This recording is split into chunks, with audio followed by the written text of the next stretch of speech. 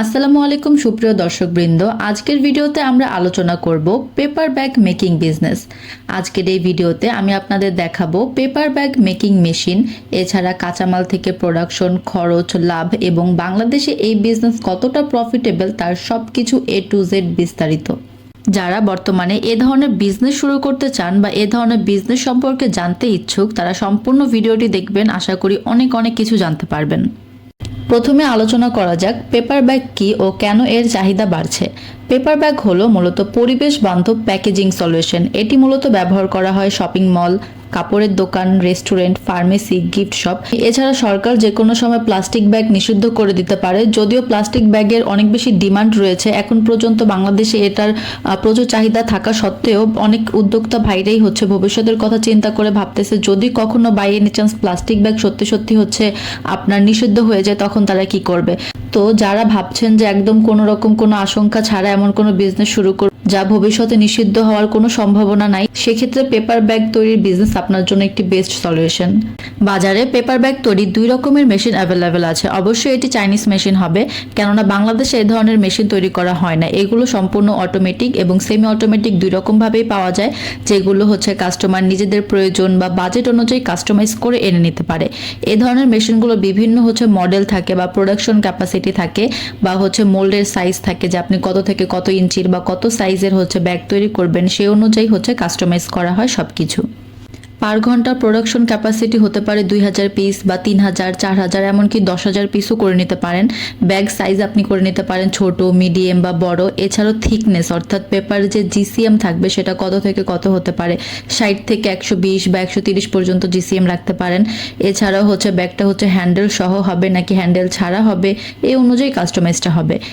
এবার বলা যাক কোন ধরনের র ম্যাটেরিয়াল দিয়ে মূলত পেপার ব্যাগ তৈরি করা হয়।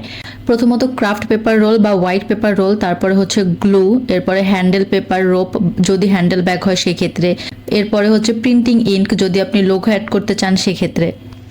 এর প্রোডাকশন প্রসেস হলো প্রথমত পেপার রোল মেশিনে সেট করা, দ্বিতীয়ত cutting and folding, bottom ceiling, glue application এবং হ্যান্ডেল লাগানো যদি হ্যান্ডেল থাকে, এরপর ফাইনাল আউটপুট অ্যান্ড কাউন্টিং।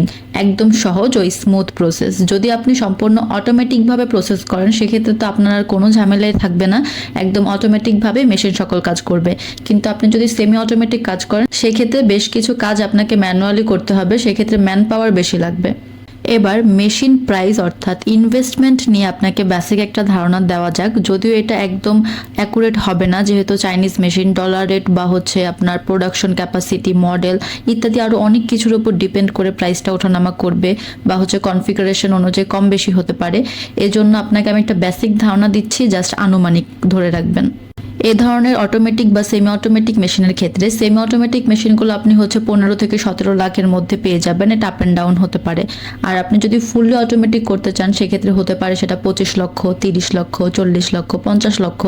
আপনার ডিটেলস অনুযায়ী এটা আপ অ্যান্ড ডাউন হতে পারে। যদি আপনি ক্রয় করতে চান সেক্ষেত্রে স্ক্রিনে দেওয়া নাম্বার বিস্তারিত কথা বলে নিতে পারেন। আশা করি সেখানে যোগাযোগ করলে আপনি একটা ভালো ধারণা পেয়ে যাবেন। আপনি যদি প্রতিদিন 10,000 ব্যাগও সেল করতে পারেন উৎপাদন করে, সেক্ষেত্রে আপনি পার ব্যাগে 4 থেকে 5 টাকা পর্যন্ত লাভ রাখতে পারেন। সেক্ষেত্রে মাসিক লাভ আপনি মিনিমাম 2 থেকে 3 লাখ টাকা রাখতে পারেন।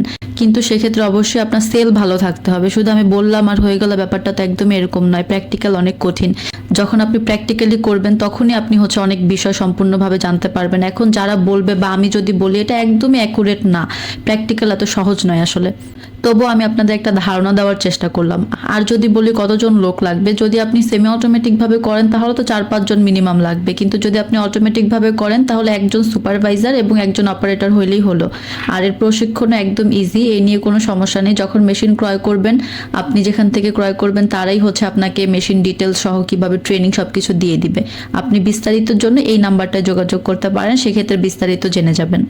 আপনি কোথায় কোথায় এ ধরনের মাল সেল দিতে পারেন চলুন জানা যাক। প্রথমত হোলসেলার বা super shop, brand shop, online business বা রেস্টুরেন্ট চেন, আপনি বিভিন্ন জায়গায় হোলসেল দিতে পারেন, কারণ এসব জায়গাগুলোতে হোলসেল এ ধরনের ব্যাগের প্রচুর ডিমান্ড থাকে। আর আপনি যদি প্রাইসটা একটু কমিয়ে দিতে পারেন তাহলে তার কোনো কথাই নেই। আপনি যদি পেপার ব্যাগ মেকিং মেশিন বা এই বিজনেস শুরু করতে চান তাহলে এখনই আমাদের সাথে যোগাযোগ করুন।